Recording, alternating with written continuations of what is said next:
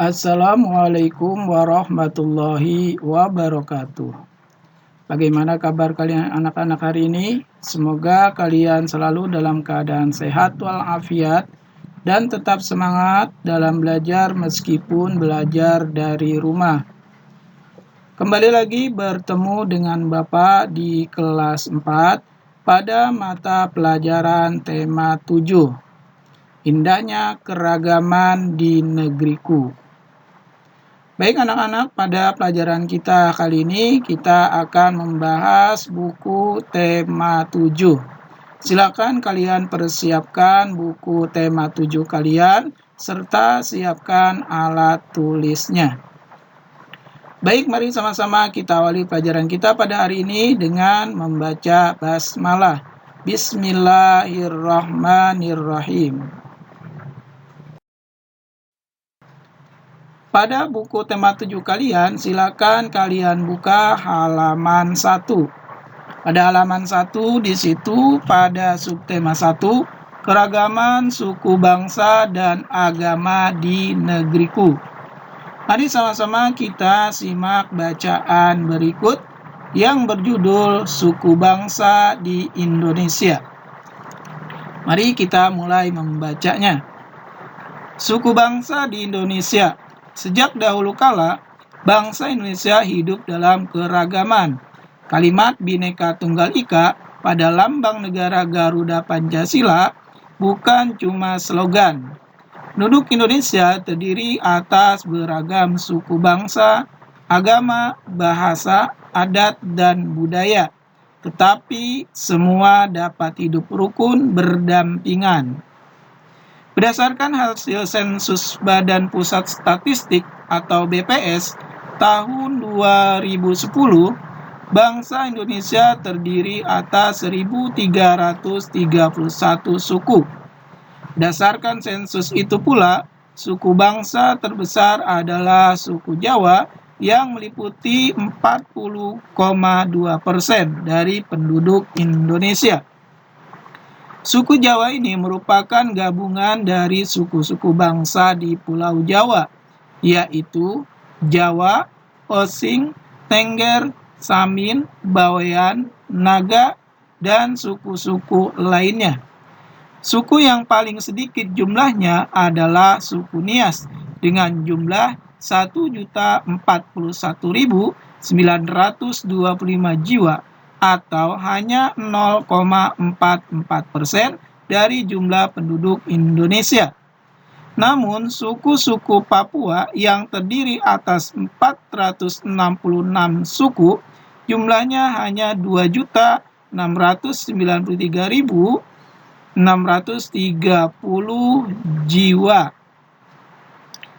atau 1,14% dari jumlah penduduk Indonesia. Sedangkan etnis Tionghoa jumlahnya 2.832.510 jiwa atau 1,2% penduduk Indonesia. Nah, itulah anak-anak suku bangsa yang ada di Indonesia. Jadi berdasarkan sensus terdaftar suku bangsa yang ada di Indonesia.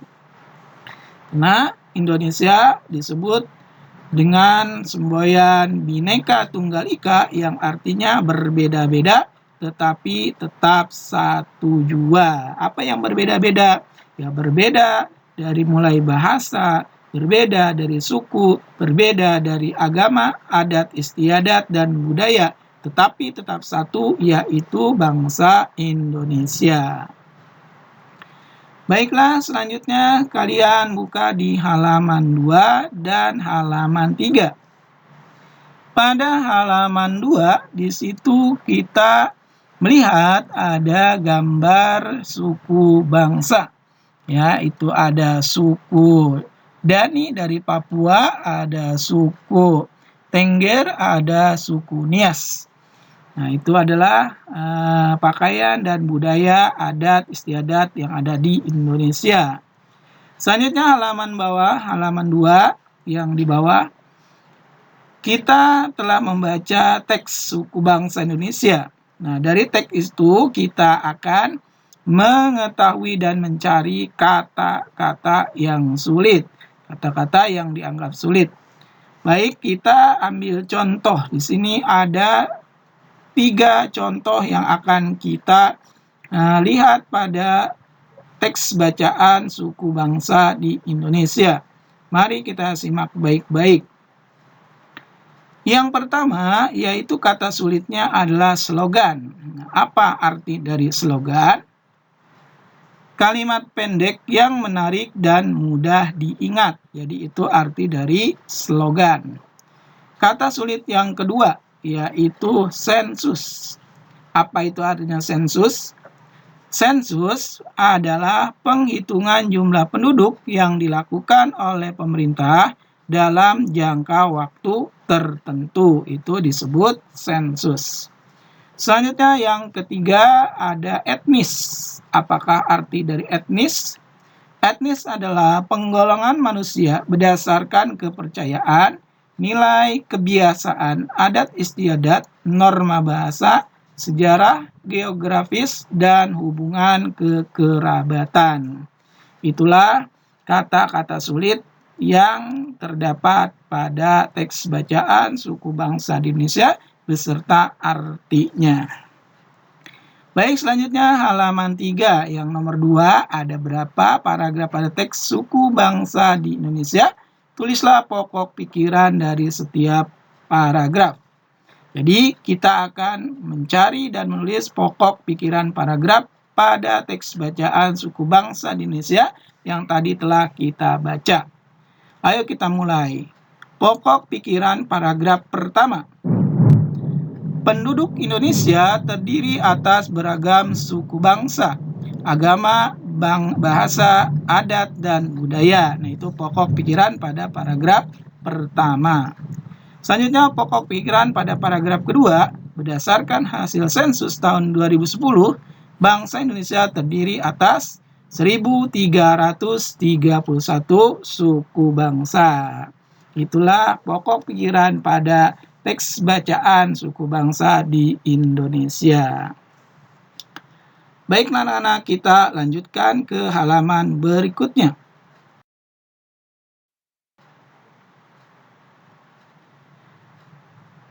Selanjutnya, silakan kalian buka halaman 4 dan halaman 5. Pada halaman 4 di situ ada gambar bendi, ada gambar pedati sapi, ada gambar pedati kerbau. Nah, apakah di daerahmu atau kamu pernah melihat alat-alat transportasi seperti ini?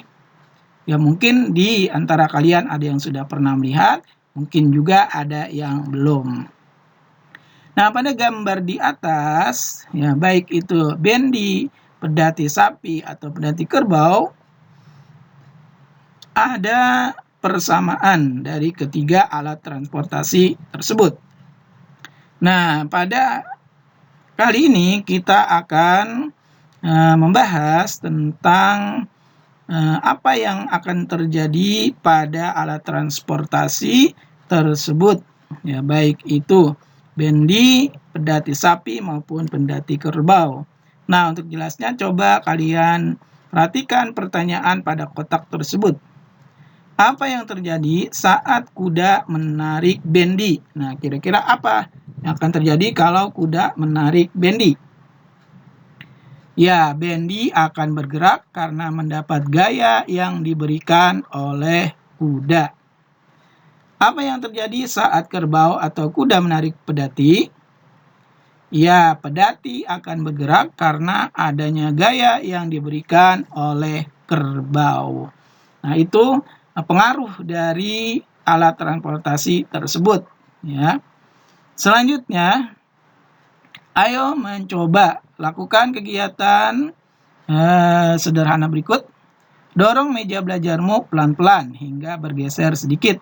Lalu tarik kembali posisi semula. Kedua, angkat tas sekolahmu lalu letakkan lagi ke posisi semula. Ketiga, ambil selembar kertas tak terpakai lalu lipat atau remaslah kertas tersebut. Nah, langkah-langkah yang sudah kamu kerjakan akan kita tulis hasil dari kegiatan yang telah kamu lakukan. Kegiatan 1 tadi apa? Mendorong meja dan menarik meja. Nah, apa yang akan terjadi atau hasil dari mendorong dan menarik meja? Ketika kita mendorong meja, meja bergeser. Demikian juga ketika kita menarik meja, meja pun bergeser. Nah, selanjutnya yang kedua, angkat tas sekolahmu, lalu letakkan lagi ke posisi semula. Kira-kira apa yang akan terjadi ketika kita mengangkat tas? Ya, tas bergerak. Ya, tas bergerak. Selanjutnya, letakkan tas itu kembali. Apa yang akan terjadi ketika kita menurunkan tas? Tas juga bergerak. Nah, itu hasil dari aktivitas yang kita lakukan. Yang ketiga, ambil selembar kertas tak terpakai, lalu lipat atau remas. Nah, kira-kira kegiatan ketika kita meremas kertas, hasilnya apa pada kertas tersebut? Kertas berubah bentuk. Nah, maksudnya ketika kita mengambil kertas, lalu kita remas-remas, yang tadinya kertasnya bentuk lembaran, ketika diremas berubah menjadi bulat-bulat. Atau ketika kita lipat, misalnya kertas origami yang berupa lembaran, kita lipat-lipat maka berubah bentuk, bisa pesawat, bisa burung, atau bisa bentuk yang lainnya. Itulah pengaruh dari gaya yang kita lakukan terhadap benda. Dari kegiatan itu kita dapat ambil kesimpulan. Lihat di kotak warna yang ada di halaman 5. Aktivitas yang telah kamu lakukan terhadap meja sehingga bergeser disebut gaya. Aktivitas yang kamu lakukan terhadap tas sekolah yang kamu angkat disebut gaya.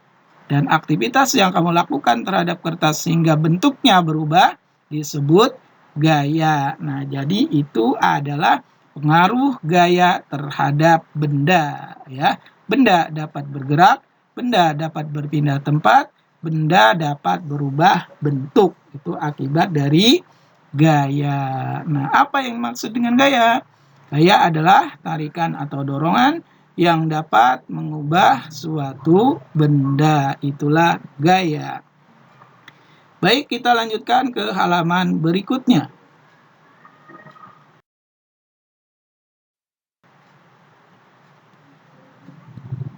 Di halaman 6 dan 7, nah ini kesimpulan dari yang tadi kita kerjakan.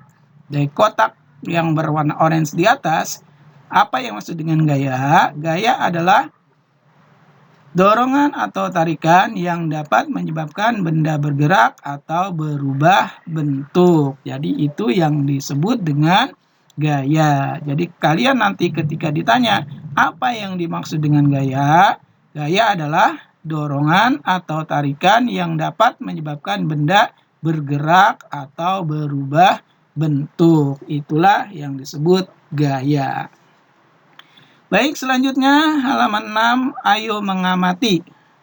Kamu telah mengetahui pengertian gaya. Sekarang perhatikan gambar-gambar berikut, lalu jawablah pertanyaan pada setiap gambar. Coba kalian perhatikan gambarnya. Gambar yang pertama itu gambar orang sedang mendorong mobil. Nah, apa yang menyebabkan mobil pada gambar di samping dapat bergerak? Silakan kalian jawab. Apa yang menyebabkan mobil dapat bergerak? Selanjutnya, gambar kedua ada lampu listrik. Ya, lampu, apa yang menyebabkan lampu dapat menyala? Nah, kenapa lampu bisa menyala? Silakan kalian jawab. Lanjutnya gambar ketiga, di situ adalah magnet, ya, paku yang menempel. Apa yang menyebabkan jarum menempel pada batang magnet? Nah, apa? Yang gambar keempat, apa yang menyebabkan buah jatuh dari pohon? Nah, itu apa yang menyebabkan buah jatuh dari pohon. Yang kelima, di situ apa yang menyebabkan kursi mudah dipindahkan. Itu ada seorang anak yang memindahkan kursi. Apa yang menyebabkan kursi dapat dipindahkan. Nah, dari gambar-gambar tersebut silakan kalian jawab. Langsung saja boleh jawab di buku paketnya. Ya, cari tempat yang kosong untuk menjawab pertanyaan-pertanyaan sesuai gambar. Nah, dari kegiatan itu, gaya mempunyai banyak jenis sesuai dengan sumber yang melakukan gaya. Nah, macam-macam gaya. Ada gaya otot, ada gaya listrik, ada gaya magnet, ada gaya gravitasi, ada gaya gesek. Nah, yang di kotak warna ini silahkan. Ini adalah pilihan untuk menjawab macam-macam gaya pada soal yang terdapat gambar tersebut. Ini pilihannya. Misalnya gambar 1 itu orang mendorong mobil. Nah, itu dipengaruhi atau yang menyebabkannya itu adanya apa? Gaya apa? Nah, itu kan ada pilihannya. Ada gaya otot, ada gaya listrik, ada gaya magnet, ada gaya gravitasi, ada gaya gesek. Jadi kamu ngisinya adalah karena ada pengaruh gaya apa. Nah, itu gambar-gambar tersebut. Baiklah, selanjutnya kita lanjutkan ke halaman berikutnya. Ya. Nah, tapi sebelum kita lanjutkan, Bapak ingatkan kembali, tugas kalian adalah jawab pertanyaan pada halaman 6 dan 7 yang 5 gambar itu ya, pengaruh atau penyebab benda bergerak. Yang mendorong mobil, lampu, paku menempel, buah jatuh, dan mendorong kursi. Itu yang harus kamu isi ya, kerjakan. Isinya langsung di buku paket, jangan sampai lupa ya. Jadi yang kamu isi, yang kamu kerjakan adalah halaman 6 dan 7 yang atas. Kalau yang bawah itu tidak usah, yang 7 bawah cukup, 7 yang atas yang ada gambar mobil, lampu, paku menempel, buah jatuh, dan mendorong kursi. Itu kalian jawab dengan memilih gaya yang ada di kotak warna oranye bawah tersebut. Ya, jelas ya? Baik, kalau sudah jelas, kita lanjut ke halaman berikutnya. Halaman berikutnya yaitu halaman 8 dan 9. Sini ada teks bacaan, ayo membaca dengan judul Seni Gerabah di Indonesia. Mari sama-sama kita baca dan kita simak bacaan tersebut. Seni gerabah di Indonesia. Tahukah kamu apa yang disebut gerabah? Berdasarkan Kamus Besar Bahasa Indonesia atau KBBI, gerabah yaitu alat-alat dapur untuk masak-memasak dan sebagainya yang dibuat dari tanah liat yang kemudian dibakar. Misalnya, kendi, belanga. Memang awalnya pembuatan gerabah untuk memenuhi kebutuhan alat-alat dapur. Namun dalam perkembangannya, seni kerajinan gerabah meluas dan menghasilkan beraneka macam benda. Pembuatan gerabah secara tradisional tersebar di wilayah Nusantara. Di Jawa, tempat yang terkenal dengan pembuatan gerabah adalah Kasongan, yaitu di Yogyakarta. Kasongan adalah nama daerah di Kecamatan Kasihan, Bantul. Letak Kasongan kurang lebih 8 km di sebelah barat daya Yogyakarta. Gerabah Kasongan awalnya biasa saja. Perajin Kasongan dahulu hanya membuat barang-barang rumah tangga seperti anglo, cobek, atau kendi. Namun pada tahun 1970-an, Bapak Sabto Hudoyo, seorang seniman Yogyakarta, mendidik perajin di sana. Mereka diajari cara membuat karya seni dari tanah liat. Sejak saat itu, seni gerabah semakin bermunculan. Para perajin membuat kendi yang lebih unik. Mereka juga membuat vas yang dilengkapi aneka hiasan. Semakin hari, pengetahuan dan keahlian perajin makin berkembang. Hasilnya, seperti yang kita lihat dari ini, ya di hari ini, gerabah Kasongan menjadi terkenal dan banyak dicari. Di Kabupaten Lombok Barat, Nusa Tenggara Barat, ada sebuah daerah yang terkenal dengan seni pembuatan gerabah, yaitu di Banyumulek. Ada satu karya unik dari seni kerajinan gerabah dari Banyumulek, ini yaitu kendi maling. Umumnya, kendi atau wadah air mempunyai lubang di bagian atas untuk mengisi air. Namun, kendi dari Banyumulek ini mempunyai lubang untuk mengisi air pada bagian bawah. Konon, pada zaman dahulu, kendi ini dibuat untuk raja sebagai pengaman supaya maling yang berniat meracuni raja kebingungan mencari lubang di bagian atas kendi. Masyarakat Pulau Au di Maluku Tengah juga membuat gerabah yang disebut sempeh. Mereka kebanyakan membuat sempeh untuk keperluan rumah tangga. Ada sempeh yang digunakan sebagai kompor, tempat memasak makanan, dan membuat obat-obatan tradisional. Ada pula sempeh yang digunakan sebagai wadah suguhan dan berfungsi seperti piring. Di Papua saat ini, tradisi pembuatan gerabah ditemukan di pesisir utara Papua, tepatnya di Kampung Abar. Kampung Abar adalah salah satu kampung di Danau Sentani, Kabupaten Jayapura. Umumnya pembuatan gerabah di Kampung Abar dilakukan wanita. Konsumen gerabah dari Kampung Abar adalah para wisatawan yang datang ke Danau Sentani. Bagi para wisatawan, gerabah Papua ini menarik karena dibuat dengan tangan kosong tanpa mengandalkan teknologi alat pemutar.